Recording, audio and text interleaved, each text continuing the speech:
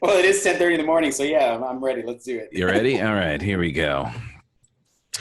Today's episode of The Real Deal On is brought to you by GuidedHypnotic.com. Are you feeling stressed out, riddled with anxiety, maybe waking up with night terrors?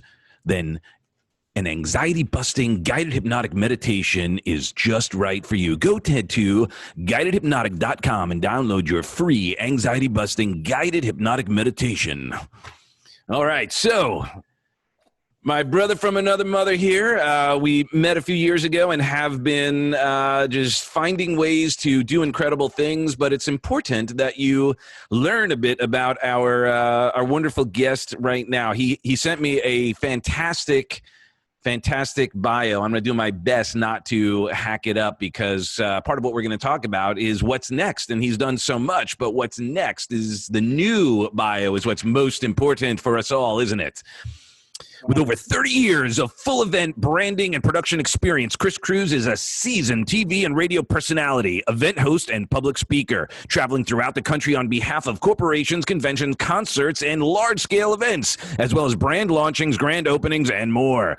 Mr. Cruz has developed an entrepreneurial muscles over the past 20 years with invaluable experience in the world of consulting, developing, and launching new businesses, including Creative Resource, Behind the Mic, TV and radio hosting workshops, PhotoMingle Miami, and the Neo Splash experience. He also has his finger on the pulse of development and rebranding for many other companies along the way. As an on-air radio personality with Y100 Miami and iHeartRadio since 2005, Chris has positioned himself as a hard-to-miss host. He has done television with Deco Drive, NBC6, and other channels throughout his long career. Other big-name media outlets have worked with include MTV, the VMAs, Emmys, Grammys, Billboard Music Awards, and more. In addition to hundreds of signature events, Cruz has conducted countless life coaching events and seminars, currently working on The Power of Re, a personal development program that will help you reset, rethink, and restart your life's meaning in career, marriage, goals, passion, and ultimately discover your re-purpose.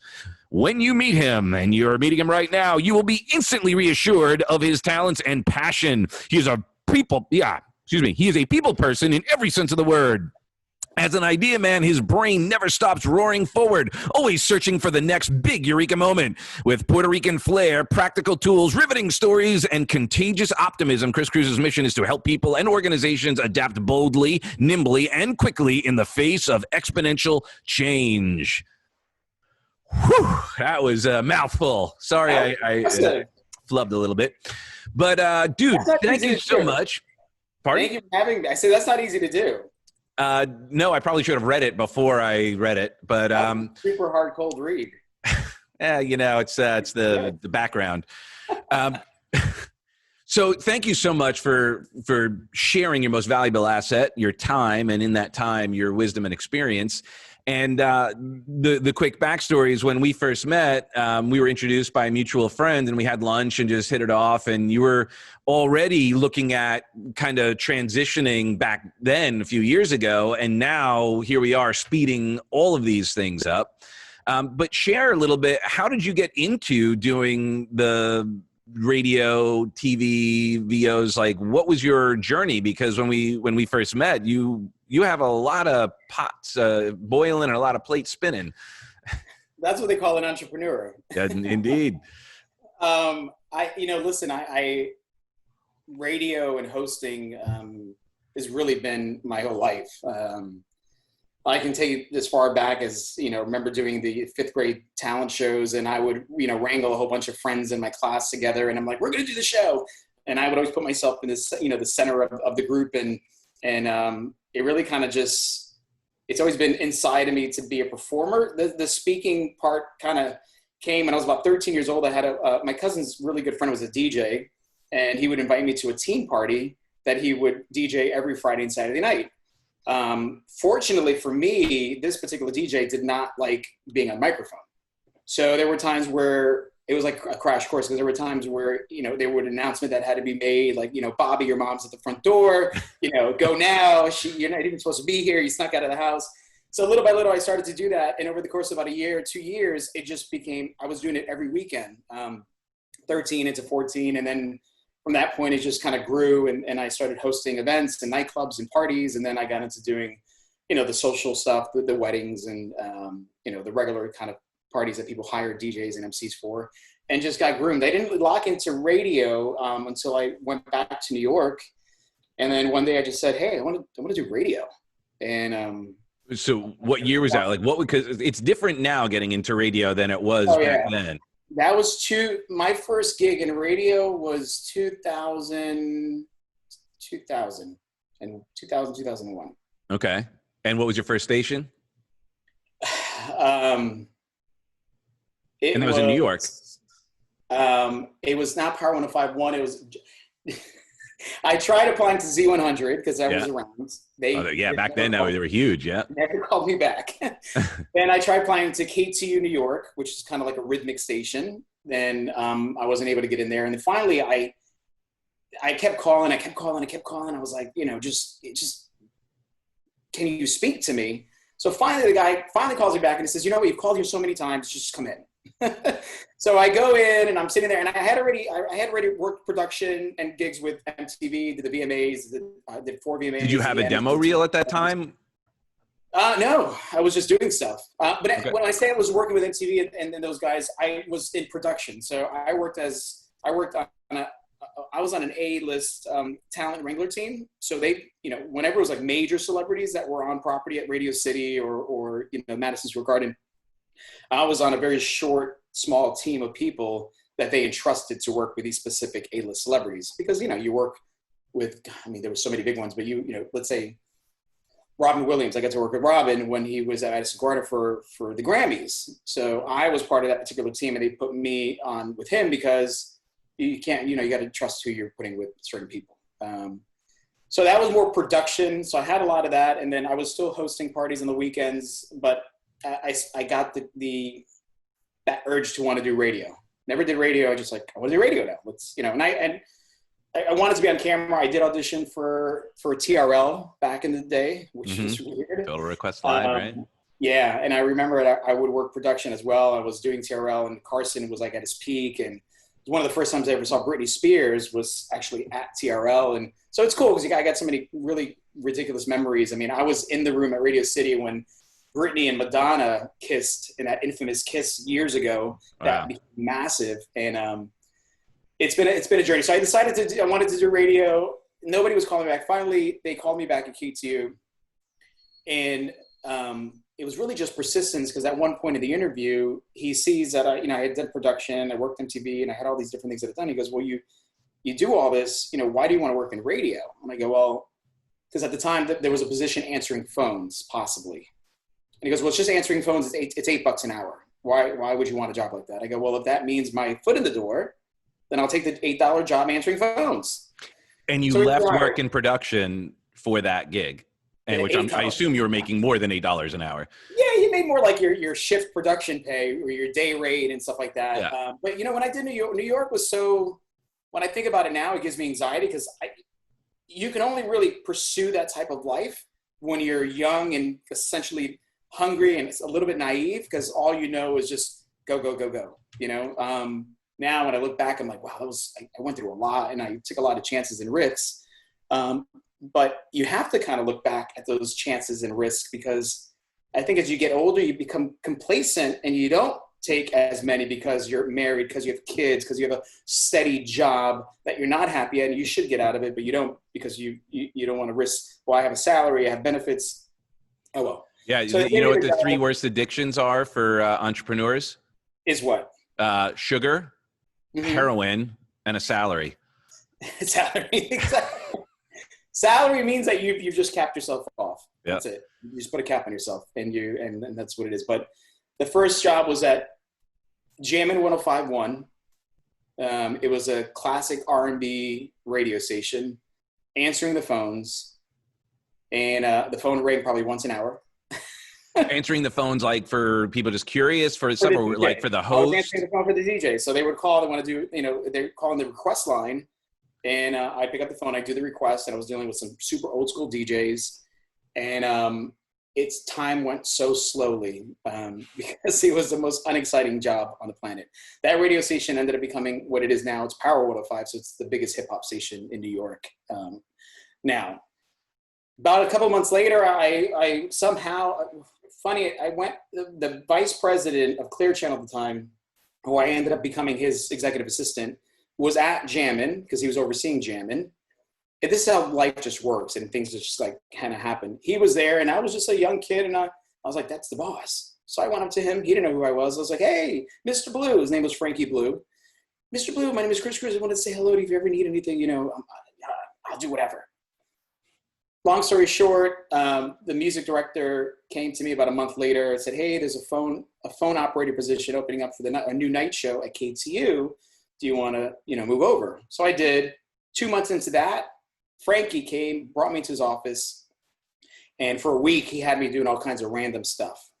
And I remember, because I thought it was the weirdest thing on the planet, he's like, can you go get me coffee? Can you organize my CDs on the wall? Can you go get me, was it Cozy's or Koozies? It was like a sandwich shop in New York. Okay. Random stuff for a week. That Friday, he sits me down. He says, hey, listen, I'm looking for an executive assistant full-time with salary benefits. Would you be interested? And I go, let me think about that. Part-time phone guy making $8 an hour to salary assistant to the senior vice president of programming for New York.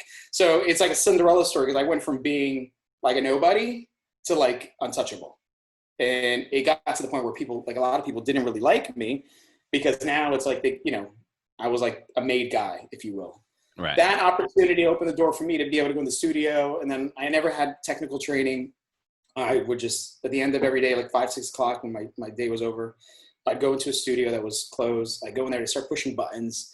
I take the scripts that the DJs left in the room. It's kind of like a Les Brown story because Les talks about it's what's reminding me the of radio it, yeah. studio. And he was, the DJ was drunk one day and he was just waiting for, his opportunity to get on the microphone. And then as soon as he did, he took it and ran with it. And that's what happened. So one day I would do the scheduling for all the DJs. And I remember one day it was getting close to Thanksgiving weekend and I had submitted a tape to my boss to say, hey, I made a tape and just check it out to see if you like it.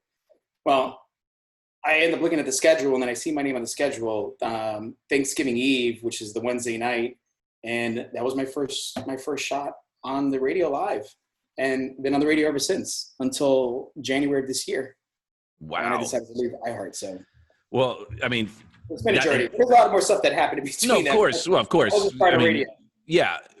What is so telling about that is you'll hear this in every success story is the persistence, the ability to kind of take a step back, humble yourself. Hey, I'll take that gig. I mean, our stories are similar. I interned at a studio and I worked for free and I did the exact same thing, or even then once even became an assistant, but I would during the day do as an intern, grab coffee and, do cut tape and all of that, solder wires. Then when I'd stay till the gig was like the session was over. And then I'd spend till 3, 4 in the morning, I'd be practicing on the console and all of that. And, sleep on the couch, take a shower that I had a shower and then do that again. And within 6 months I was, working there. And next thing you know, we're, winning Grammys.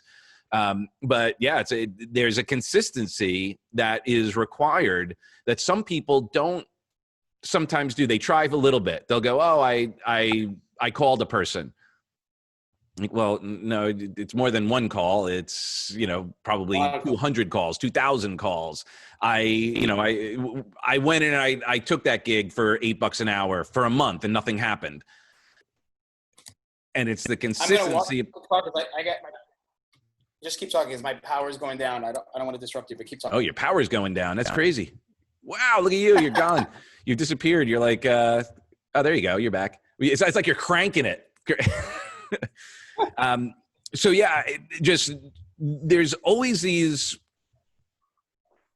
elements of consistency. Like you share, you modeled Les Brown's story, being in the right place at the right time. That's, fortune meets when, you're consistently in a situation where someone could go, hey, why don't you come on here? And you get a chance to share.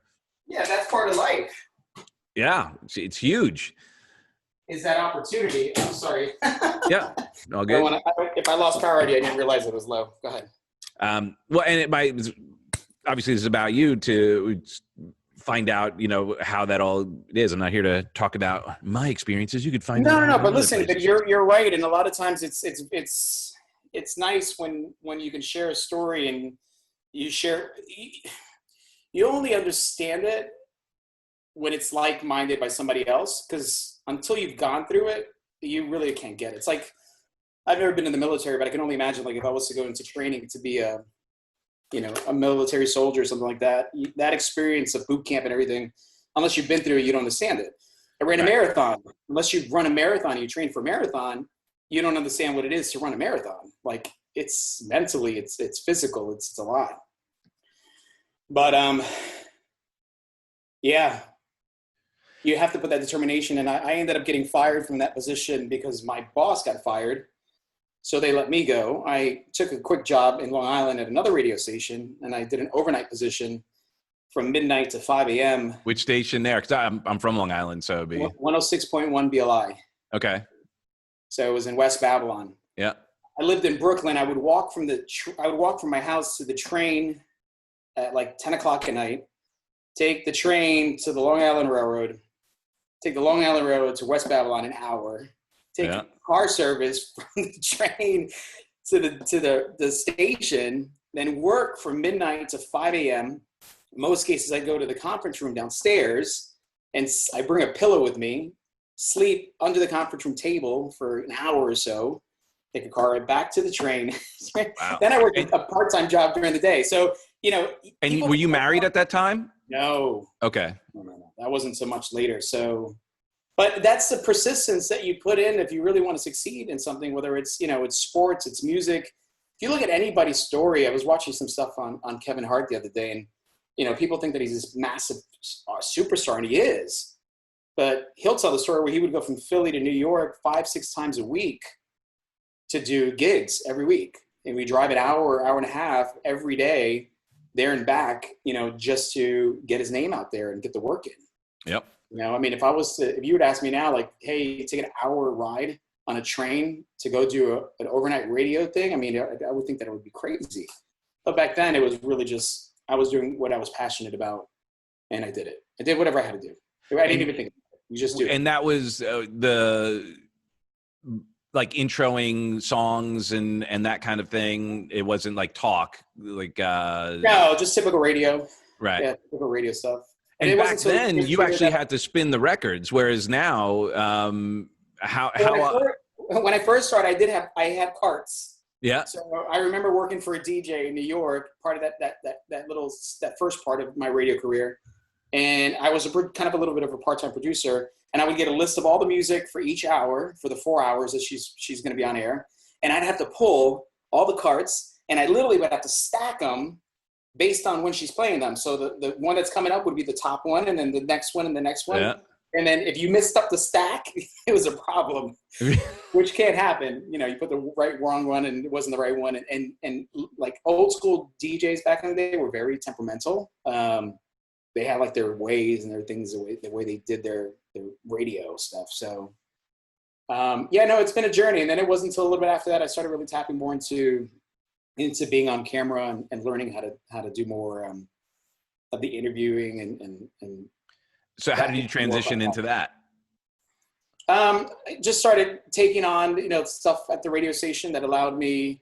Even when I started at Y100 after I left New York, I was one of the first few people that started bringing video to the table. If you look at my reel, I have original video of interviews with me, like in Jason Derulo, probably back in 2003, 4, and video wasn't as apparent as it is now. Like now everybody's doing video. Like this is even a couple of years before, this is way before TikToks and all this stuff and Instagram. But I said that video was going to be an important thing. And that became another thing. It was really just trial and error. And I remember working with a couple of people that when I would do my interviews, I was so internal of what I was going to ask next, or I was worried about what I was going to say and how I was going to say it and what I was going to ask them, what the next question was going to be. And I wasn't having a conversation, and little by little, again, trial and error, I learned to kind of get out of my head and just have to be more in the moment and just really have that conversation. So one of the things that I started doing with a lot of my celebrity interviews, and you can kind of see it in some of the stuff that I've done, I kind of stopped preparing questions. I did. I stopped unless I knew it was like a big person I was interviewing and it was a major question. Because a lot of those major questions you learn in Hollywood, unless you're Seacrest or something, you don't even want to ask those questions because then you're just going to get into something with the publicist or the manager or the artist. They're not going to like you. Well, so how often were you handed, say, here's what you're like the questions that we want you asking, like, here's what we're covering. Yeah, sometimes. Yeah. And I would even ask, like, hey, is there anything you don't want me to ask? Right. Because I was still trying to grow my brand and grow myself as personality, I just kind of stay out of the red zone. So I just kept all my interviews like just fluffy and, they would just, I've had some good interviews with like, Charlie Puth and so many of them. And I really just kept it, hey, like, love your outfit. What's going on? We're here. Like, if it was like Jingle Ball, what are you doing for Christmas? What do you do for the holidays that, your fans don't know? And I just really just made it more like if I was just talking to you, let's say Doug, what would I talk to you about? Same thing. The thing that I've realized working with so many celebrities over the years, and you only know this if you're really in the industry, they're people. They're just, they really are. They poop, they get mad. You only see a lot of that stuff behind the scenes and when they're off camera. Right. And there's some really genuine good ones, and there's some real, not good ones. Well, and obviously that goes in every area of life. The one challenge that often happens with celebrity, in my experience, is sometimes they're so insulated with yes people. It's difficult to have sort of a real conversation depending on what is happening in that moment. If they're in that mode of like, okay, yeah, I'm just on, like I'm playing almost a character. If that makes sense, has been my experience. Mine is more music, so it's a little bit of a slightly different hat to be wearing, because I think when you're, my experience anyway has been like, if you're a face, if you're an actor, if you've got also a mission, you want to use your celebrity for some, messaging of sorts. It's a different headspace than like when you're meeting. I mostly met them and I would work with them, either like touring or making records. So we had a different focus. Like we were working on we had the similar outcome. Where I think the interviews and what you were doing is kind of a little different, where you were kind of hanging out and going, hey, let's just kind of share something. And that's why I asked if you got directed questions like, oh, here's, they're talking about this book or this movie or. Yeah. Usually we would just kind of prep ourselves, whatever we felt we needed to bring up. I had my share of performing. Years ago when I was younger, I went on tour with a couple, smaller groups, and did shows, and then I had a little opportunity, As what? At that time, I did some backup dancing. Okay, cool. It was cool, I had fun. Got to travel when I was much younger. Yeah. There's a young artist that came out. He became pretty popular. I helped discover him, Jake Miller, and I remember going on one of the first few tours as his tour manager, and I used to see it when I do the interviews or when I do Jingle Ball, with certain artists that would come in and they do their, when they do the meet and greets and we shuffle all these people through. It can get I don't want to say overwhelming, but I can see how artists can really get irritated, because some people just don't really know when to stop. Right. Take their photo and then, like they want to take more from that moment. And I understand, and it's the artist's responsibility to, absorb it, because listen, this is why you're here. So you signed up for it, but then sometimes the opposite, some people can just really be a lot. I've seen certain situations where I'm like, okay, enough. I've had situations when I was on tour with Jake. I would have to sometimes pull him out of the situation, because if I don't do that, then he's kind of stuck, because he can't be the bad person or the rude one. Right. I kind of have to be, the bad guy and stuff. So that it's been, I got stories for days of all the cool experiences, and really just, it's everything that I've done over the course of time. And then with everything that's recently happened, I know you and I are going to discuss that a little bit as well, but that I think opens a door for part 2 or a new chapter or the next level. And the unfortunate truth is, the mass majority of everybody in the world never wants to go there, right? They kind of want to stay in their little lane. And I think it's go where? Huh? Go where? To a next level or a next step. Because right. I think as humans, as people, we never stay the same. Like, you're not Doug that you were when you were 21. You're not Doug you were when you're 25 or 30. Right. You know, we change, but then we're programmed. And that's part of the stuff that I talk about as I'm writing the new book is how we are, you know, subconsciously and consciously programmed by our lives, our surroundings, and also the first 7 years of our lives, which a lot of science shows that we stay in this little bubble. I think a lot of it came from, I don't know about, you know, your upbringing, your parents, or that last generation, that it's like, get a good job, you know, work forever and get Social Security and save some money. And it's like, why? You know, and moreover, we can't do that anymore because none of that, we're a whole different, like.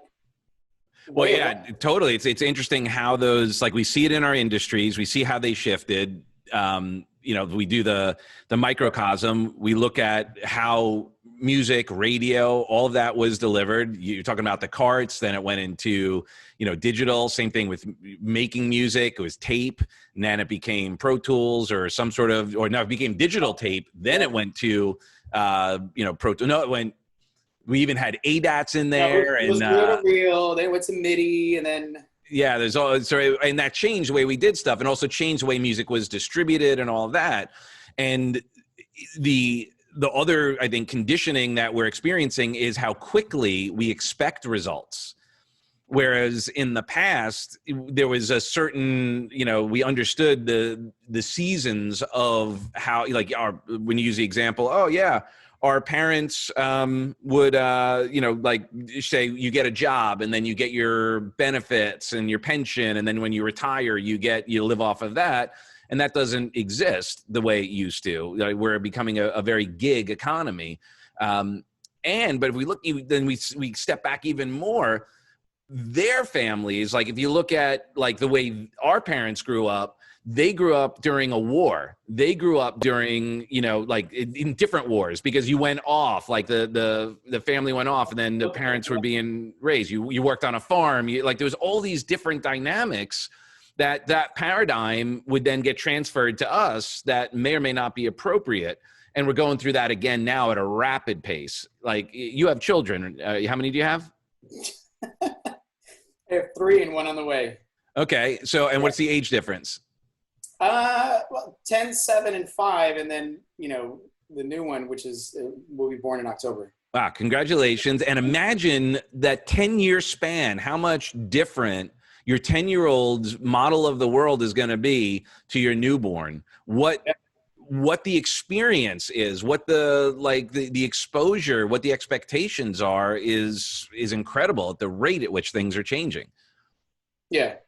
Yeah. And I, you know, kind of going a little bit, taking a step backwards. When I came down to South Florida, I took the job with Y100 in 2005. I think it was maybe 6 months or whatever. I wasn't really blessed with what I wanted at the time, a full-time on-air position, which led me to then, you know, again, sidestep and figure out, you know, the next thing. And I started an event company. That event company kind of spanned for over probably 11 years. And we did predominantly well. Still managed to work in radio part-time. But a couple of years ago is when I started to kind of foresee that didn't really want to probably do this much longer. The market was getting heavily saturated in South Florida. So I needed to find a way to sidestep that out. So I stayed in radio, and then that's when it started to dawn on me, I think about 3 years ago. Even though I had been successful in so many different things, and I've lost and I won, and I made a lot of money, I lost a lot of money. I kind of asked that age-old question, like, what makes me happy? Like, what do I really want to do? Especially for me, it was weird because I've done so many different things. Like, I've worked for so many massive companies and media companies and iHeart and Clear Channel, MTV and celebrities and HBO and I had my own company at the time, and at that point I was married. When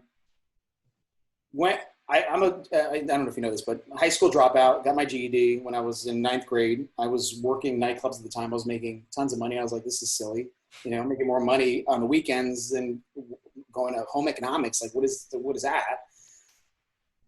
Never stopped me from getting any of the gigs that I did over the course, into my later teens and 20s or whatever the case is. But around 30, I was working with Vitamin Water in South Florida. And at the time I just got engaged, was doing pretty well, was just getting ready to start the company. I was working for the radio station part-time, doing parties on the weekends part-time. I was working like a beast, like 7 days, 14 days, 21 days straight. And I was offered a really awesome position with Coke at the time. This is before I started the company and really launched that. And it was declined, the position, because I didn't have a 4-year degree. And I remember like vividly, the regional director said, Chris, we love you. You've been working with us. You're it for the position.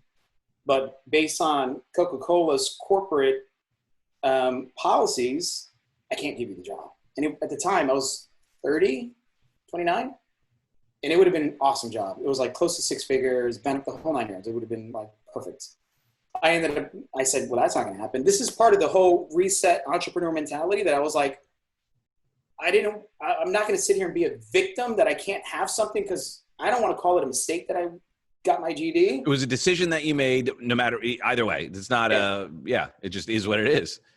So I told my wife at the time, we just got engaged or married. And I said, well, I don't want that to ever be an issue. I didn't know where my business was going to go because I didn't really fully launch it. It ended up doing really well. But so I said, well, I'm going to go back to, I remember in our hiring process, when I was just working with Vitamin Water, I hired a girl and she went to Full Sail, right? She told me about the school Full Sail in Orlando, and she was doing an online program to get her bachelor's degree.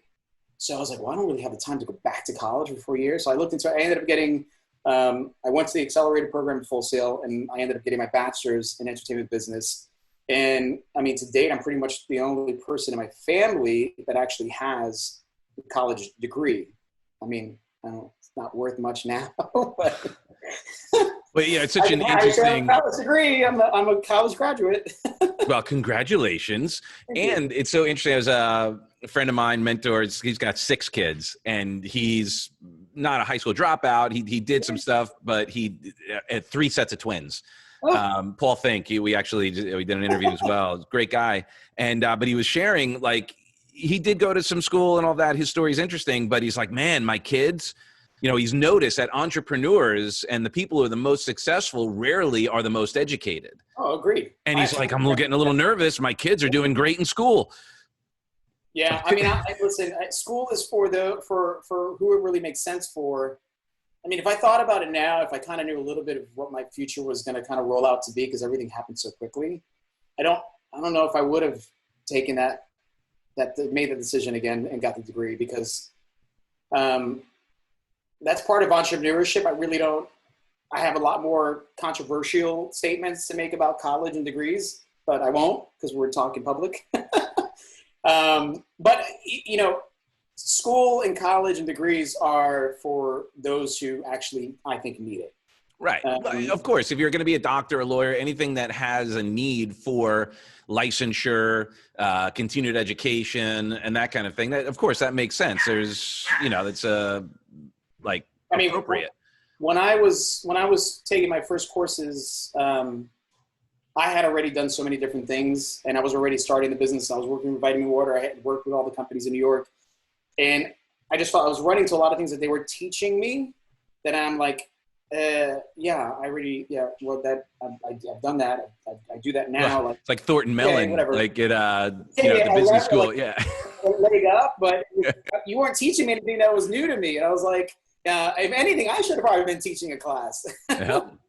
But we got through it, and it's a degree. I mean, if my children, whatever, I will always encourage them just to make sure that they do whatever they're passionate about, because genuinely, I think if you're passionate about something and you put the effort and the hard work into it, you don't really need a degree to make that happen. And I have a handful of friends that are not college educated, and are 7-figure earners, you know, and they have successful, you know, businesses, because I think it's a gene, it's a trait that's within us that makes us that person. You can't make somebody a successful CEO or a business person. It's within their being.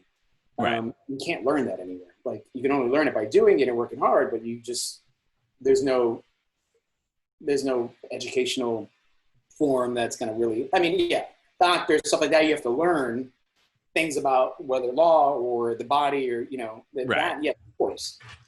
Yeah, entrepreneurs, there is no school for entrepreneurship other than the school of experience and hard knocks.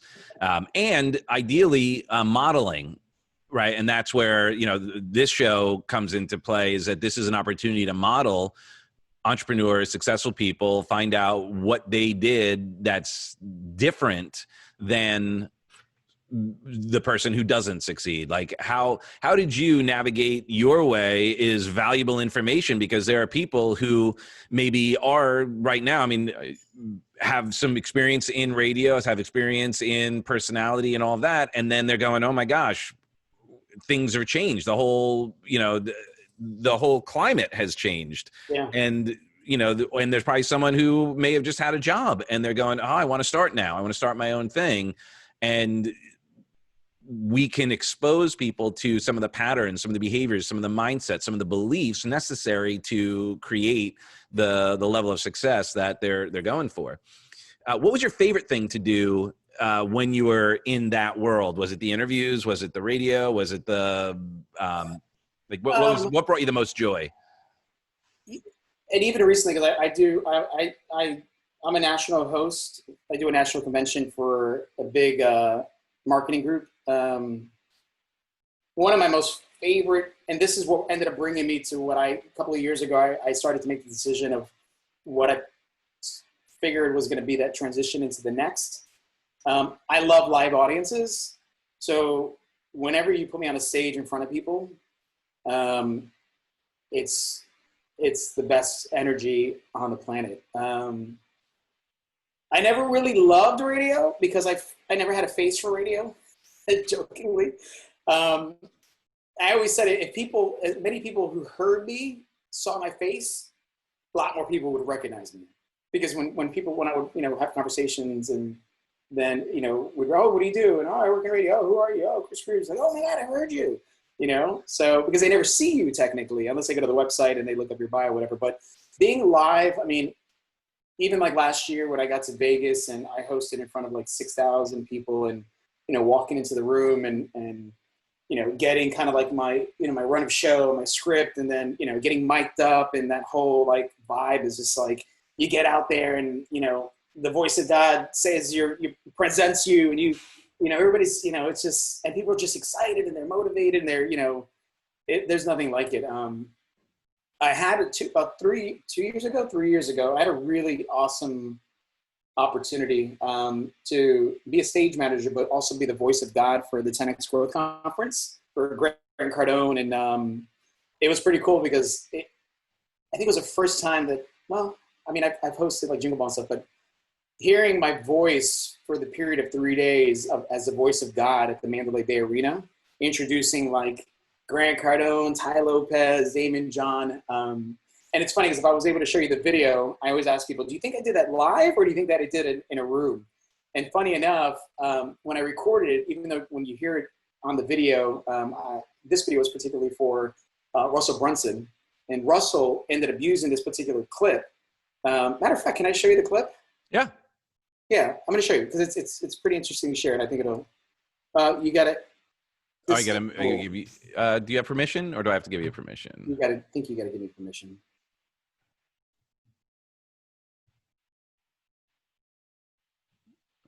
You know, so letting you do it now.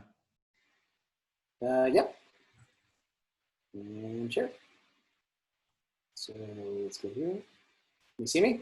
Yep. And as I was trying to get into this space, which is the speaking space, and I'll tell you the rest of the story and how I got here. For me, it was such an amazing opportunity because I started watching a lot of these guys and getting familiar with who they were. And then it's almost like the law of attraction, you know, knew that I was searching for it, and then it presented itself to me. Which, by the way, if you go to Cruz Live on YouTube, you can check out this. But this is the video.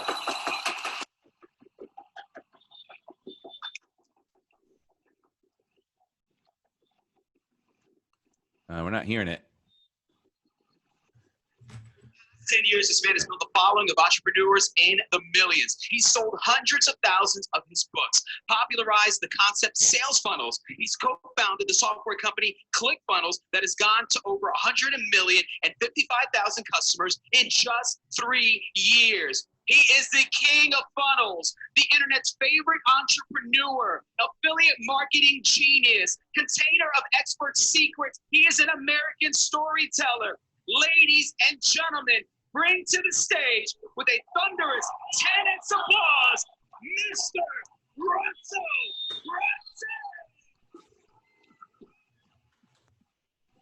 Nice. So you that was pre-recorded? That was so funny. They ended up giving me this little box with a microphone, and they're like, all right, can you just take the script? Because I was also a stage manager.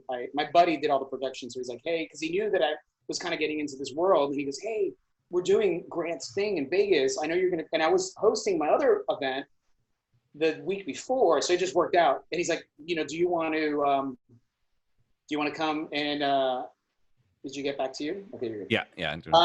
Do you want to come be the stage manager? Because he knew I did production, whatever. And then it happened to be, he's like, hey, Grant's actually asking for voiceover. We don't have anybody that can do it, but you do radio, right? So like, you do it. So I did it. So I'm literally in like one of the locker rooms, and I'm like screaming at the top of my lungs. A couple of times people open the door like, you okay? And it's like, yeah, I'm good. I must have recorded some of those like 8 or 10 times each. But the funny thing is, I ended up doing the 30-day ClickFunnels challenge with Russell. And day 5, I think it was, on the challenge, he plays that video. And I'm like, wait a minute, that's me. I was like, I didn't get any royalties for that. Right? Did you sign them away, or was it, were you able to renegotiate it? No, because I that was really kind of just like a random deal that I did, when I was on site with my buddy with the production company. So yeah, it was, but it's, I love being on stage. I love live audiences. It's been my life. Live audiences has been part of, every part of my being since I can remember. And when I truthfully ask myself, well, what do I want to continue? I wanted to continue doing that just on a different level. And that's where the power of Re started to kind of form, where I said, okay, I want to speak, and I want to be able to travel and do these events, but I want to do it with substance now, because I love everything that I've done, and it's been an exciting career, and I've had so many awesome opportunities, but it wasn't doing anything for me anymore. I mean, even when I started my company, like I was so excited to just start a company that I did whatever I needed to do it, and I did it. And then I realized, like, okay, well, I don't want to do this anymore. It wasn't fulfilling me, and radio wasn't fulfilling me anymore. And, interviewing, Kim Kardashian and celebrities wasn't doing it much for me anymore either. And the power of Re kind of came from the thought process of, I'm almost 40, married, kids, coming out of a business. Now I have a degree. What do I do next? Like, what is going to make me happy, fulfill me? And I remember waking up at like 4 o'clock in the morning one night, and I was praying about it. And it's like, I felt like God just started feeding me this information about resetting. I started to research what Re is, and I don't know if you know what Re is, but the prefix of Re means again and anew. To reset means to set anew or to start again, meaning at 0.00. And the challenge, or not even the challenge, but the reality is that is a very difficult thing, because most people they don't want to reset. Tell somebody they got to start over, and to do it properly, start over from the beginning, is very difficult, because mentally your conscious is probably going to conflict with your limited beliefs in your subconscious, and we can't start over. you know, and that's why a lot of people who get a divorce and get remarried usually have sometimes, I don't know the statistics in divorce, but have the same issues because they kind of jump into a new relationship at 30%, you know? Well, and because they haven't renewed themselves, they end up attracting the same person that they were before. They just have a different face. Yeah. So they end up having the same relationship again. And they do that with their relationships. They do that with jobs. I mean, I'm sure you know people who have, you know, they get to a point and then they find their adversary at work or whatever. And then like, oh, take this job and shove it, right? And then they go to a new job. And then in short order, they're in the same position again. Because wherever you go, there you are. And unless you change who you are, you will continue to attract what you've been attracting. Yeah, and what I've learned in, you know, putting all the information together, and I've looked at a lot of the scientific data, I looked at a lot of the biblical spiritual components, because they all, whether you're spiritual or not, if you look at, you know, so many aspects that are, you know, scriptures that are in the Bible, they're relative to what science is saying, and the truth is that when you start to look at the, you know, the brain, and I follow like Joe Dispenza, Dr. Bruce Lipton, Caroline Leaf. There's a lot of studies coming out now that has to do exactly with the mind. And the reason why motivation is garbage, the reality, that's just a term. If you don't reprogram your thought process and you don't do it in repetition and repetitively over a course of time, then it's like exercising. You can't expect to go to the gym, you know, for a day and lose weight and have muscle. You got to go, you know, 5 days a week for the next. Oh, you mean you don't eat a salad once and you're healthy? No. I lifted a weight. Come on. I should be, where's my six pack? Yeah, exactly. So it's been interesting really understanding, like at first when I started watching, you know, several years ago, started like tuning into like discovering, you know, the Tony Robbins of the world, Eric Thomas, Les Brown, you know, listening to these videos. And at first I was getting all hyped up, but then I realized that the hype was like very short term, you know, almost like having a drink or getting high. And it's like, it lasts you for, you know, a moment and then it's gone. So the question was, how do you figure out how to understand really what makes you happy and how do you sustain what that's going to look like? And it's a process. So one of the things I started putting together with Reset was reset, rethink, restart, right? Humans we need to be given some sort of structure. What I think that the community and the industry in that world is not doing the best of, they write all these books, they do a lot of this talking, and a lot of it is kind of, and no disrespect to the community, but it's one directional. And it's, well, this is how I got famous. This is how I think you can get rich and successful. You need to do it this way. Where as human beings, right? Not human was, not human will be, we're human beings. You know, everybody thinks in a different manner because our subconscious programming already has certain things that on a daily basis, it's already dictating our reality. So how can you take one method and use that method to change your course if that method may not work for you? It might work for Jim and John and Billy and Tony and whatever, but it may not work for you. So I said, well, one of the things that I always noticed is I wasn't really left with any real thing to say, okay, well, then how do I do it? Like, you're telling me this is what you do to be famous, whatever, but you're not really giving me like a blueprint, a game plan. Or you're giving me the game plan and it's so specific to how you did it, it's not really aligning itself the way that may work for me. You know, whether it's the way I take in information, the way I just am. So the idea of, as we're producing this course is not out yet. It's being, you know, we're still working through everything, but everything is RE.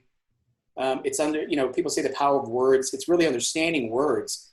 Funny enough, I was going to do a post the year before last for New Year's, a New Year's resolution post. Well, the word resolution means to basically to resolve or not resolve something. So yeah, resolute. You're almost making a decision like, well, I may or may not lose weight, or I may or may not stop smoking. So if words are that powerful, which I believe that they are, because you're inputting those words into your brain and your brain is just going to, you know, react where the brain has the data to react. starting to understand what the words actually meant became very significant. And when I found out what re meant, I'm like, everything has re. Think about, I mean, I'm tailoring a lot of what I do around the whole re concept. But as I was starting to play with it, I started to really notice so many people, pastors, speakers, motivators, coaches, using the re in bulks, like rebuild, restructure, relive, start your life over again.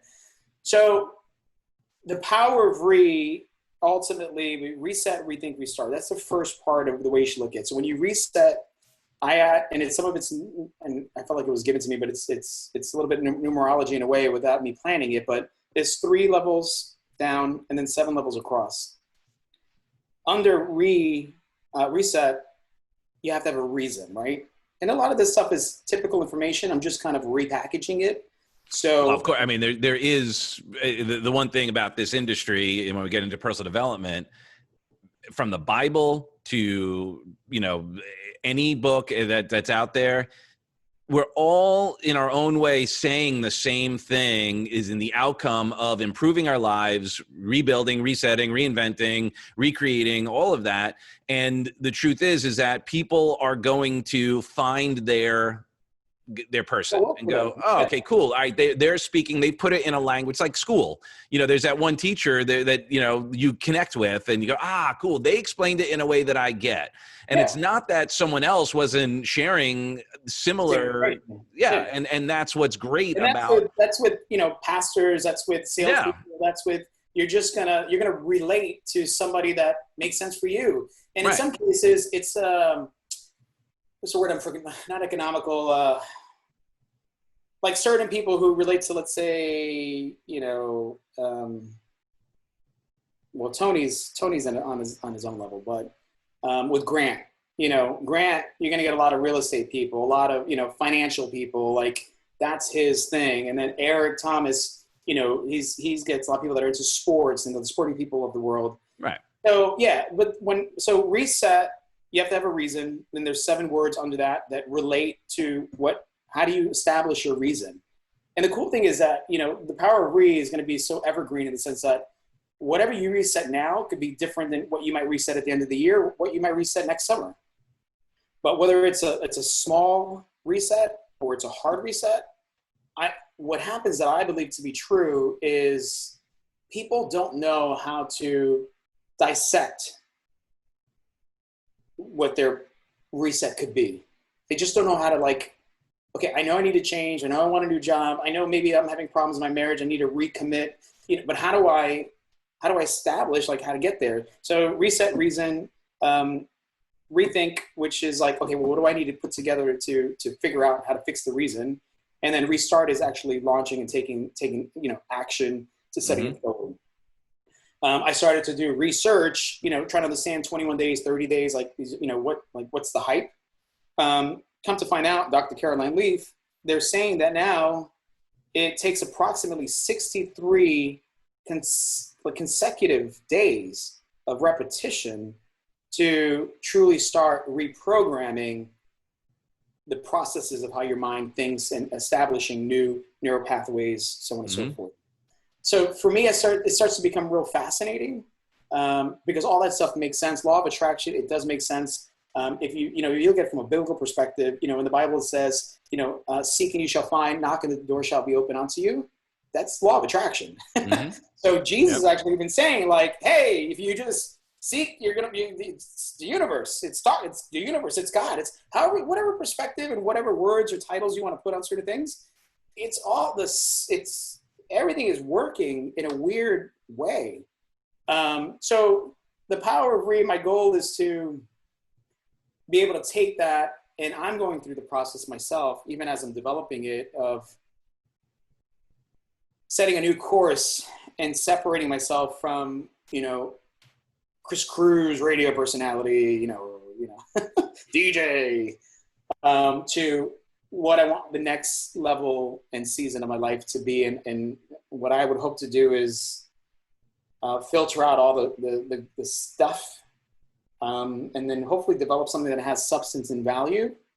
And, you know, as a father now, I hope to leave a legacy for my children, but more importantly, if I can leave with a contribution to the world that, you know, was helpful and an asset, then that's really, and it's hard. It hasn't been easy because I'm still fighting with my own internal demons and the challenges of life. And then obviously with Corona and protesting and everything else, it's like, I try not to watch some of that stuff sometimes because then it gets into your programming and then it starts to say that the world is crazy and, you know, what's the use? And we can't think like that. Yeah, that's such a fine line because on one level, you know, when things are going on like that, it's like, okay, I'm going to jump out of a plane. I got to make sure I'm wearing a parachute.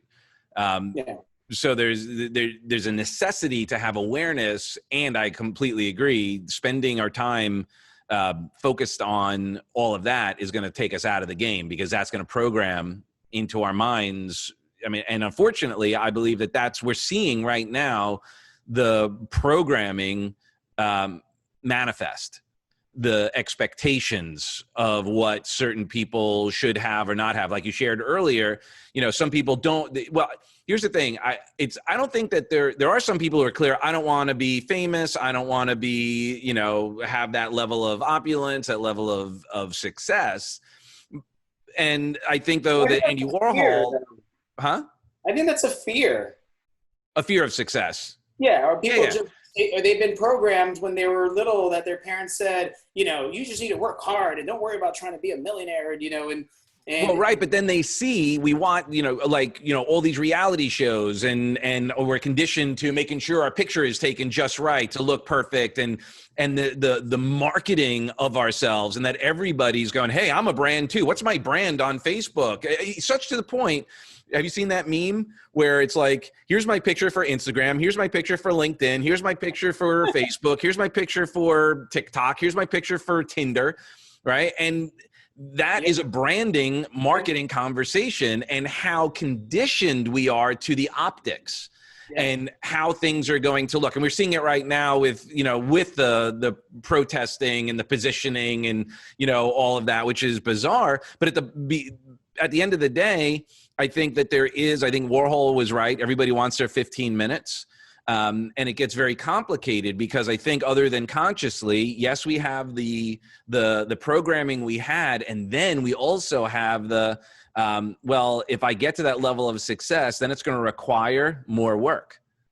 I'm going to have to work harder. Yet at the same time, they see people like you make it look easy. And then they go, well, all I need to do is just, you know, write a book. And then all of a sudden all I need to do is call up a radio station and then they're going to give me a job, or, you know, because they're not seeing the length and the consistency because on television, you know, like you'd never buy a diet pill that said, or a program that said, this program is going to be extraordinarily challenging. It's going to be difficult. It's going to be painful. You're going to be uncomfortable. And it's going to take at least 63 days in order to get results. And you're like, and then another one says, all you got to do is 5 minutes a day. And even that, it's only 3 days a week. Yeah. You go, oh, I want that one. Well, yeah, it's funny because I kind of got sucked into that rabbit hole of, and this is probably like a little less than a year ago, all these guys on YouTube, like every time I get into a video, it's like, hey, all right, so you want to learn, you see this stack of cash right here? I'm going to tell you to make $100,000 in just 24 hours, and you don't have to do anything, and you can work from the beach. I don't know if you've ever seen this. I've seen this before. I'm sure you probably have seen it. You ever see a car like in a parking lot, and it's like a beat up car, beat up truck or whatever, and it says, you know, work part-time from home and make $5,000 a week. And I'm like, okay, you took some shoe paint, but if you're making $5,000 a week, you wouldn't be driving that car. Yeah. But, you know, but to also go back to what you said earlier about the whole, you know, filter, Instagram, TikTok, you know, science, and there has been the data of people coming out that's part of a whole, you know, warfare of manipulation, utilizing our dopamine, you know, and our brains. That's an algorithm. And every time we're seeing these things, it's telling our brain like, ooh, we feel good. Ooh, that I got 17 more likes. And ooh, you know, It's actually, bad. the internet is on the DSM-5 as a diagnostic tool for, for addiction. The internet and social media is now in the DSM-5 as diagnoses, as an addiction that is treatable. Yeah. And it's an addiction. Yeah. It really is. So, and, and I know you've worked in that industry before, I try to tell people you can't downplay one addiction for another, because you might look at somebody who has an alcohol addiction or an eating disorder. It's the same mental breakdown that's happening for somebody who literally can sit on their Facebook feed or Instagram feed for an hour and a half and never look up. Yep. And they just literally and I've seen people like that, and it's messing around with the same, brain mechanisms that, when somebody gets a substance addiction. Yep. It's the same thing. It's more the dopamine, and whereas serotonin is actually produced when you accomplish something. That's more internal, whereas dopamine is getting it from the external experiences. When we work hard, when we put in effort, when we challenge ourselves, that's when serotonin kicks in, which is more sustainable and is actually healthier for us rather than, the addiction to dopamine. To call someone a dope, it's where it came from. Someone's just like being dopey because their brain, they're not thinking when they're filled with dopamine. And so if I say, yo kid, that was dope, is that different? Maybe, I don't know. It's well, again, and talking about language, like when you just shared that, I think, we have an interesting experience with our relationship with language, because while it is, especially the English language, is the most flexible and most action-oriented, it's also, language is very limiting, because then it creates a box through which, and we each have different relationships with a word anyway, right? Because you could say, I'm angry, and that could have one meaning to you. Someone else could say I'm angry, and it could have like a whole web of meanings to it. And that's what's challenging about it, because very often, and we can't help it, we have our model of the world. And when someone says something and they use the same words we use, they're saying something very different internally. It's quite a quagmire.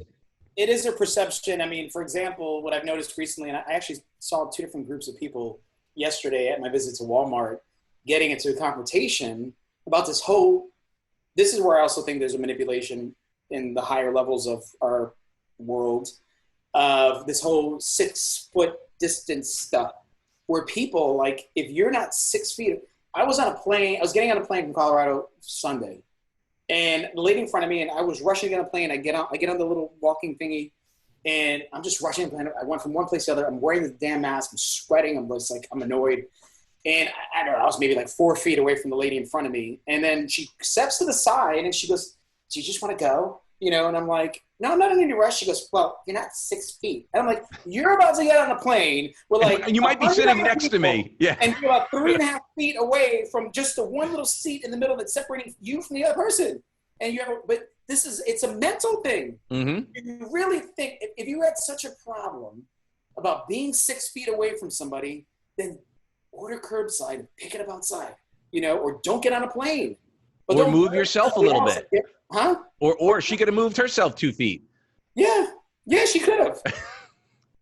But it's just, it really just goes back to, and this is what I'm excited about, what I want to do with Reset is to build awareness of of course, of science and everything around this, but also to have people just become more engaged on learning who you are, because that's the only person that you can control and fix. Mm-hmm. And even in relationships, like a therapist will say, you know what, I'm going to just try to fix the husband or the wife, because I can't fix them both. If I fix the one, then hopefully what they do will help manipulate the other one, and then it'll start to work. But, a lot of the people who really speak truth are the ones that say, like, until you fix you, nothing else around you is going to change. So the hardest part, I think, is just, like I said earlier, dissecting what your reason is, what that next level of your life could look like, and then it's almost like a diet and coming up with like a nutrition, plan. You have to break it down and like lay it out, or putting a puzzle together. Like I haven't put a puzzle together in a while, but what do you do when you put a puzzle together? You put a puzzle, and normally I think what I do is I take the corners and put the corners out. Well, first thing, you got to have the vision. You got to have the picture. Yeah, because pictures in front of you. The life's a mess. It's all scattered in front of you. Like, okay, I know and you're right, because that's part of the law of attraction. You got to have this goal of where you're going to get to even attempt to get there. Mm-hmm. But it is mental. Because I remember when I ran my marathon, that in the last like 4 miles, it became straight up mental. I mean, unless you're a seasoned marathon runner, it was all mental at that point. Mm-hmm. If I didn't kind of stay out of my head and stay focused on just running, getting to the end, I would have never made it, because my physical body was like, stop, we're dying. Yeah.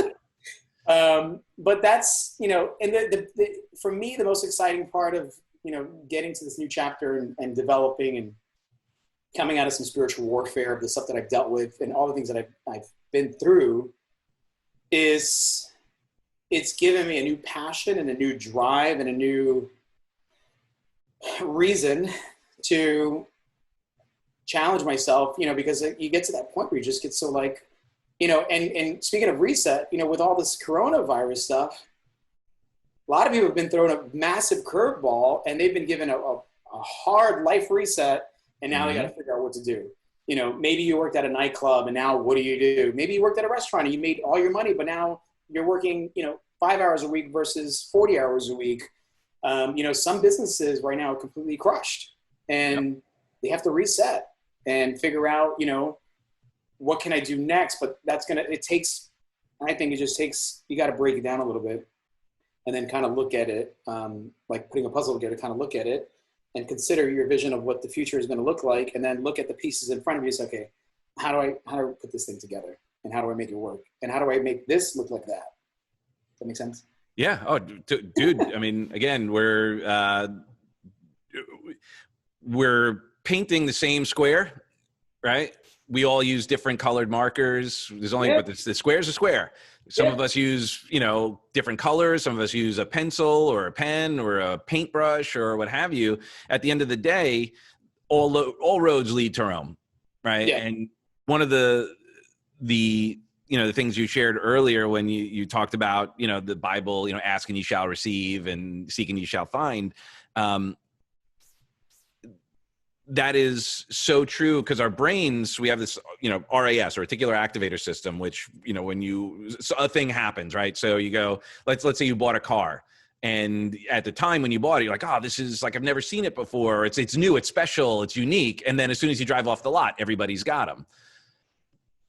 Right now, that's the phone, Facebook algorithms are an RAS. It's a digital RAS. Yeah. Because when you engage in some, oh, screw this guy, this, that, or whatever, Facebook algorithm goes, oh, you want more. And it provides more of that. Yeah. So what we need to do is, as we're working on this, is, and then again, using the Bible, to whom much is given, much is expected, much is required.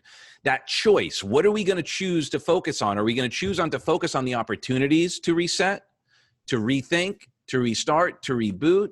Right? Which is, you shared earlier, you refuse to stay in the victim mentality, right? And because that's a choice. Yeah. And unfortunately, I think what happens, we get conditioned to, when we talk about the programming, I think a lot of us, and this is typical in personal development world, is a lot of people get conditioned to being a victim. They get rewarded for being a victim. And then it's hard to break out of that, because then if I'm not a victim, now I have to take personal responsibility. And if it doesn't go the way I want it to go, I have to then take responsibility rather than blame someone else and then expect someone else to fix it. And part of the resetting and the rethinking is changing that philosophy, that mindset, taking personal responsibility, and then taking the steps necessary, whether it be anything from the meditation to, figuring out what that's going to be for each person.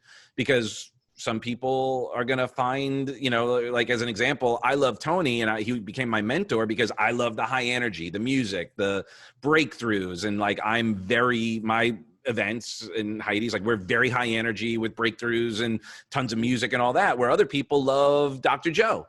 Dr. Joe is not super high energy. It's all, you know, a lot of meditation and, you know, working at it that way. And they both work. And it's great to combine earlier about, you know, when you relate to certain people, and certain people, right, just, it works. But the other thing too is, you know, we're programmed to be habitual. Mm-hmm. And I've read some studies, and I try to mess around with it once in a while, because, you know, if you really were conscious every single day when you put on your shoes or you take a shower, we do literally everything in the same repetitive manner every single day, because it's your brain. It just knows. And sometimes try putting your pants on the other leg first. Yeah, and I joke about it sometimes, like, oh, there I go, washing the right arm again, the same way I did yesterday. Or there I go, washing my left arm again, the same way I did yesterday. And in some cases, it'll tell you just on a funny level, just the hardest part is having the ability to catch it often. Right. When you can start to catch it often, then you can start to figure out if you wanted to kind of reprogram it. But the coolest thing about it, that I think is the neatest thing, is that you start to really be present and you start to notice exactly what's happening. And that's the craziest thing about the brain. And we were having a conversation, and I saw somebody doing a study. They said, how is it that a person who's completely wasted get home? Drives home. Shouldn't be driving, not endorsing that. How did they get home?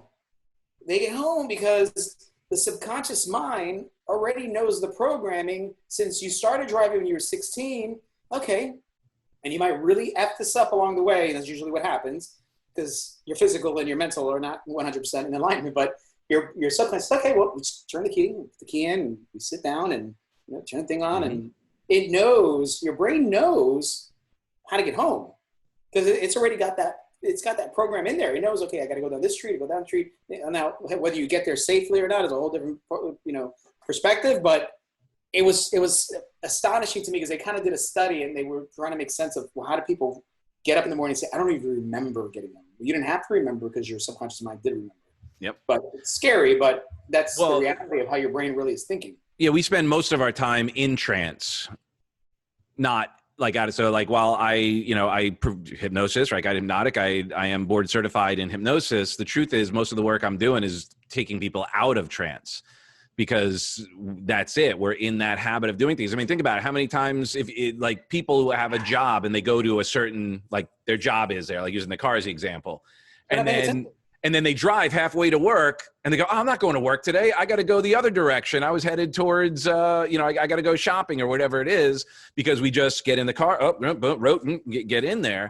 And that's the key. And the successful people, and what you're sharing is, they catch the habits that are non-supportive and create new habits that are going to be supportive to their ultimate outcome.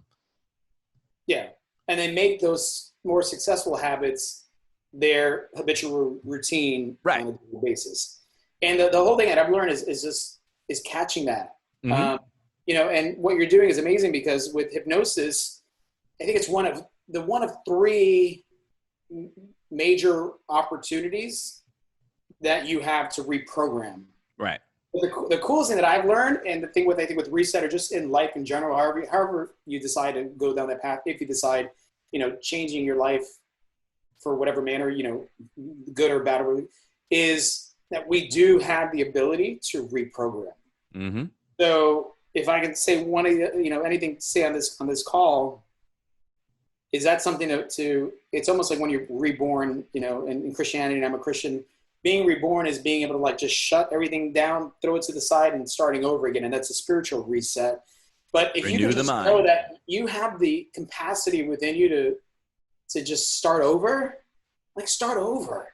You could be 60 years old and whatever, and you've always wanted to start a fried chicken restaurant. Go do it. But what most people are going to be is, I'm 6 years old. You're not dead. Mm-hmm. You know, go do that, you know, or go get a job at Kentucky Fried Chicken and just be around it for a little bit. And then you might realize, like, I don't want to do this. But right. The cool thing is that you can reprogram and again, no disrespect to certain addictions or whatever, but a lot of the stuff that is implemented now to helping prevent, I don't truly believe that a lot of different things and all the different stuff is, and I don't want to say any one particular, but I don't truly believe a lot of it works, because until you can accept it here and are willing to change it, you gotta want to. And what happens is most people, besides the chemical imbalances, most people never really want to, so they'll never really change. And that's just the issue. Unless they don't get what they're other than consciously getting in return for those behaviors. Yeah. Like with all the work that I did in addiction, and one of the things that we realized is, and I'm not diagnosing or undiagnosing anybody. See, drugs and alcohol are the solution. They're not the problem. As is shopping, sex, gambling, food, what have you. It's all meeting certain needs. But the more I worked with people, I realized, like, you know what? It looks to me like, even, again, not diagnosing, undiagnosing anybody, but clinical depression oftentimes is someone simply addicted to depression. Their body is wired to it. They're getting the dopamine and all of that. Even though it doesn't feel good, it's still adrenaline. It's still getting some stuff happening, and they're getting secondary gains. They're getting reinforced. They're getting continued conditioning to it. I remember I was working with a client, and I was doing a thing in we're using values and rules and so forth. And the kid shared, as we were unpacking stuff, his most important values, was love. He wanted to feel love, right? And that's, for most people, that's ultimately, if we break it down. But then I asked him, okay, so how do you know you're loved? How do you know you're loved? And he said, he goes, oh, when my parents are disappointed in me. He said, when my parents are disappointed in me, or when my parents get upset with me. Yeah, so they're carrying a lot of that stuff from when they were kids. That programming was, the way I know I feel love is when my parents are upset, because that was how he realized that they cared. That didn't come out until we started doing the work, other than conscious, because, oh my gosh, wow, I have this other than conscious programming, which I would then go out and create situations to disappoint my parents, so then I would know that I was loved. Yeah, and then you have that acceptance. And then you carry that all the way through. So if you never resolve that, that'll be an issue, an underlying issue for a very long time. I started to go to a buddy of mine in Miami. He has a company called Pathwaves, and he does neuro pathway algorithm kind of reprogramming. And the first test that I did was about 3.5 hours long. We do full brain scan. And some people just that's crazy. That's not going to work. You're going to get radiation. But at one point, he's reading all these numbers. It's just numbers. It's all algorithm, numbers and stuff. And he's looking, and he was pinpointing stuff within a year. He goes, when you were about 17, did you have some traumatic head concussion or something? And I remember that something in that time frame had happened. I said, yeah. And then it was really weird, but he went to just before I was born, and he goes, for some reason, you have a fear. He was a fear of that I had a fear of entering life in the fetal stage. And whatever it was, it could have been that, that my parents' divorce, but it could have been, because I was probably around the time that they got divorced, and it could have been that there was altercations and arguments and stuff happening that, but how crazy is it that your brain is that powerful? Oh, it stores it all. It remembers the stuff that I've learned, it remembers everything. Even anything that's why, even biblically it says, be careful what you see and what you let your mind, your eyes retain, because everything's just getting stored away. And which goes to some of the stuff that they talk about, when you die, that your whole life is going to flash in front of you. It's because it's going to be literally one quick replay of everything. Right. That would have been a little scary. Well, and I think that brings you back to the point earlier where you shared, like not watching the news too much and all of that, because it's just, embedding Stuff going to your brain. those thoughts, those negativities, those emotions, and especially depending how it makes you feel, that's people get addicted to watching the news. They get addicted to the drama. They get addicted to all of that. And then they take it into their lives, and then they yell at people for being 4 feet away instead of 6. Well, it's how you start. I used to watch the Today Show religiously. 7 a.m. The little sound, da, da, da, da, and then it would say, today, there's a bombing here, and somebody was shot there, and somebody was kidnapped. And then it's like, okay, great. I get my coffee, jump in the shower, and Jim Rohn also talks about, in his earlier days, he would get up and he would read the newspaper, right? The more classic version of television media. And, in the headlines of the newspaper would be somebody got killed, the stock market crashed. And he goes, and that's how it would start my whole day, with a whole bunch of negative information. Whereas if you listen to a lot more powerful people now, whether it's like the Les Browns and Tonys just giving the common ones, you should have a ritual each morning. Like in my own little world, I don't do the hour thing, like that power hour type stuff, but because I don't really have the time. I should, but I do like my little prayers, and I'm like, thank you for today. Today's gonna be great. It's gonna be positive, and I try to get going with that. I get in the shower. I usually take my phone. I throw on whatever video, some sort of motivational 10-minute thing, and on the background, that's all the stuff that's playing. And even when I'm at the gym, I never really listen to music at the gym. I'm always listening to somebody speaking, some coaching something, because even if I phase out. Well, what's happening? Even if I face out, my brain is still taking in all the megabytes of that. So that's why I sleep wearing headphones. That's why hypnosis is. That's exactly what hypnosis is. Yep. But you just reprogram. And I've done that for a lot of things. Even with some stress and anxiety and some of the sleeping self hypnosis stuff is awesome. It takes a little bit. The one thing that's a challenge for me is my brain is constantly like. Always thinking. My biggest challenge was like to just settle my mind and to just be, and then be present and allow that particular hypnotic session to connect, because there has to be that. There is, and this, but people who don't get it, or it's hard for them to meditate or even be. It's not about hypnosis. Is not some weird stuff that you become a zombie and you start jumping like a dog and stuff. Right, that's stage hypnosis, which is a different thing. I jumped out of, I popped out of like mid-level hypnosis, like 40 minutes in, and all of a sudden, like, I have to get up or something. And I kind of lift right out of where I was and just kind of get right back into present reality. And, it's kind of a rude awakening when that happens, but here's what it is sometimes. But it works. On my program, the hypnosis that I have, the music is embedded with binaural beats. So it's also helping lower the brain waves anyway, just to speed the process up, even though each session is 25 to 40 minutes. And they're all, anyway, but yeah, it is a practice, whether you're doing, meditation. And that's why I do these guided meditations, because to just sit quietly, it's even harder because your brain does go all over the place. Yeah. So if you at least have something to focus on, that gives you the ability to allow yourself to let go, because you're focused on the one thing and allowing the others to fade out.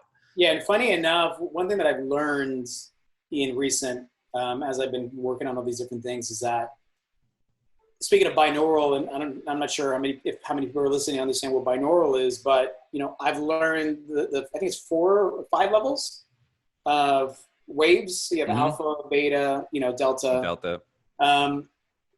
Often now, I literally will put on 1, 2, 3 hour sessions of, depending alpha binaural or to work. So I'll literally just put on my headset, and the way my brain functions, to me, it's the word I'm looking for. It's like I need it, right? It balances my brain activity, because then otherwise what happens is, and I don't know if that's ADHD or all that other garbage stuff out there, but unfortunately, I guess that's how we process. So for me, sometimes I process better And maybe because I'm overthinking, it allows my brain to like, okay, work over here, listening to the beats while I'm actually working on something over here. And, you know, whether the left and the right hemisphere of the mind are kind of, I mean, they say you should be working collectively, but I don't know how that's possible. That's a whole method of getting your brain to work in uniform. Well, again, I think that all of this is part of the journey, and each of us are going to have our own strategies to get to the same outcome. Yeah. And I think, like you shared earlier, it's when you dig into different ways, like, you know, I use the example sometimes of if you just find one strategy, you end up, you ever go to the gym and you see the guys who like just only do upper body? You know, so they look like lollipops, right? They got these big arms and stuff, and you know, and then like little tiny legs, or a funnier version of that, and to get a little naughty, you know, Family Guy. I know Family Guy. Watching, So there's this show, Family Guy, and Quagmire is like this sex addict guy, and they let him know about the internet and how there's porn on the internet, and he was like, "What? What are you talking about?" And like, "Oh yeah, you could get, you know, anything you want on there." And he's like, "Really?" And then he disappears. He never, for like weeks, he doesn't show up. And like, oh, we got to go check on him. They go knock on the door, and they're like, "Hey, where are you?" And he comes in, he's like all disheveled, his face is like all grown in and stuff. And like, "Quagmire, what have you been doing?" He's like, I don't know. And then they just do a little, you know, he's like, "Yeah, I've been busy." And they like then do a cutaway to his one side, like he looks normal, like he just sees little one arm, and then he turns and he's got his right arm is like all jacked, and he's like obviously been busy. But if we only work the one muscle, we're not in balance. So it's not just diet, it's diet and exercise. It's not just meditation, it's meditation and action. It's not just visualization, it's visualization and tying it to purpose. Like it's more than one thing. And it's also really beneficial to find multiple teachers, because they're going to have a level of expertise that allows you to get to a certain level. And then you go, "Oh, now I get what so-and-so is saying. Oh, wow." And then you just keep going back and, you know, well, you know, to the next level. It's also the willingness to learn and to think outside of the box and learn outside of the box and educate and utilize some of that energy and time to put stuff in your brain that actually makes sense. Yep. Bread for the head. We live in an economy where people just go hypnotize themselves, no pun intended, you know. And listen, I've had my share of binge watching Netflix. I mean, you get into a show like House of Cards and it's like, I got to watch all the way to the end. Right. You know, so I do a full one day sit down. But, you know, but I see it again. I don't know if it's because it's a mentality, but like, I get excited to dig into, like lately, you know, developing this process of the power of and it's, but this goes back to our inner beings and how we're built. Because not everybody, that doesn't excite them. Like, you know, if you look at a Gary Vee, to create something new, to build a new business, to conquer, you know, it's in them to do so. You know, I mean, I heard Gary once say that he wishes that there was a drug that would make him less ambitious. I wish I can not want to have to conquer everything and take control of everything. You know, but I don't think there's anything wrong with it. People look at that as like, you know, it's arrogant or, you know, but it's not. Like it's in your being. Like just like you, Doug. You don't have to do these Zooms and, you know, it's something you decide you want to do. I'm sure you enjoy the, you know, the rapport and one of the things that I always love doing with interviews, I just love having the conversations with celebrities. Right. It was more like, you know, so what do you like? Do you wipe your butt like with toilet paper, or is it like you sandpaper? Just curious.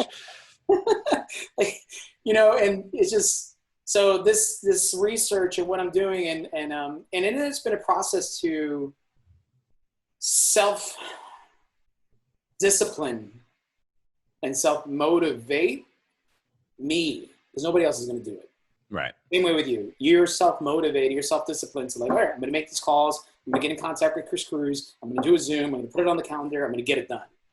You know, because my people talk about doing a podcast or a webinar thing. And they'll say, yeah, I've been wanting to do it and I have a great concept and a great idea. Have you done your first one? Yeah, well, I got to get this, I got to get the LED ring. I got to get a cool camera. I got to get a backdrop. I got to get my hair done, my nails did. And it's like, by the time you do that, next thing you know, your brain's like, you just lost a week because your brain went in a whole different direction. And it's like, you went back to reality, back to your normal job, your life that you hate, the girlfriend that you don't want to be with. And it's like, okay, now what? So, when you hear little distinctive one-liners that certain people like Tony says, you got to take massive action because you have to take massive action. Or Steve Harvey would say, you got to jump. Like, you can't stand in the airplane with a backpack on saying, oh my God, it'd be so cool to skydive right now. No, then jump. You got to go, So.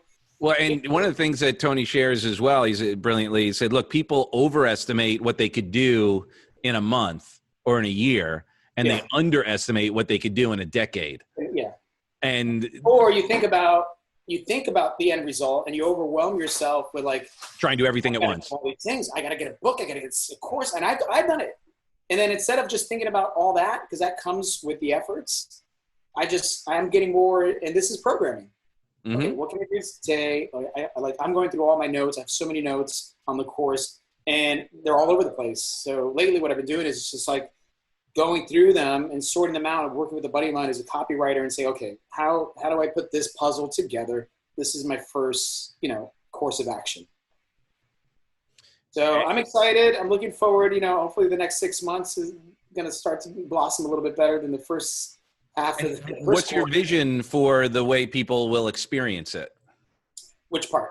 Well, the program as you're putting it together, is it the book you're putting it together? Is it? Yeah, I mean, let's say the book is the calling card. It's a little bit more of like a reflection of the process of kind of how I got to where it is. I mean, my goal is, for the course, it'll be in levels of it's so funny because I never planned it to be that way, but the numbers ended up calculating 3 across, 7 down. And then that was, if you times that, it was 21. And then 21 days wasn't enough. And then the 21 times 3 actually became 63. So with these numbers, just like numerically, I can say that word.